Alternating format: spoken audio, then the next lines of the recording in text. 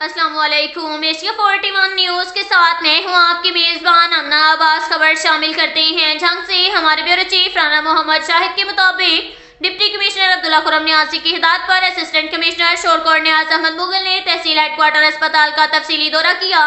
Assistant commissioner ने अस्पताल में सफाई सुथराई के अलावा ओपीडी, बेड्स, वार्ड, लेबोरेटरी और फार्मेसी समेत अस्पताल के मुख्तलिफ शोबों का मुआयना किया।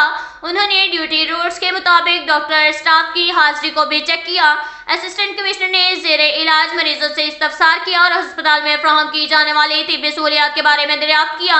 मजीद बरां असिस्टेंट कमिश्नर शोरकोट न्याज अहमद मुगल ने अराजी रिकॉर्ड सेंटर का अचानक दौरा किया, जहां उन्होंने ऑफिसरान और मुलाजमीन की हाजिरी को चेक किया और शहरियों को दी जाने वाली तमाम सहूलियात का जायजा लिया।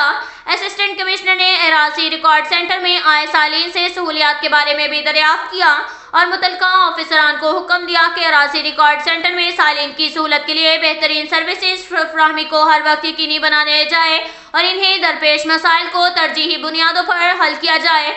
उन्होंने ऑफिसरान और मुलाजमीन को हदायत की कि तमाम अमला मेहनत और लगन के साथ अपनी जिम्मेदारियां निभाएं और यहाँ आने वाले शहरियों से खुश इखलाकी के साथ पेश आएं और इनके मसाइल को संजीदगी से हल किया जाए। इसके साथ ही एक और खबर शामिल करते हैं जंग से। हमारे ब्यूरो चीफ राना मोहम्मद शाहिद के मुताबिक डीपीओ मलिक तारिक महबूब की ज़ेर सदारत डिस्ट्रिक्ट पुलिस ऑफिस में क्राइम मीटिंग का इनेकाद। क्राइम मीटिंग में डीपीओ ने जराइम पेशा नासिर और इश्तिहारी मुजरिमान की गिरफ्तारी, ठिकरी पैरा, क्राइम पॉकेट्स, हॉटस्पॉट एरिया में मुअस्सर गश्त और नाकाबंदी और थाना जात की अपग्रेडेशन के हवाले से अहकाम जारी किए। तफसीलात के मुताबिक डीपीओ तारिक महबूब की ज़ेर सदारत क्राइम मीटिंग का इनेकाद किया गया।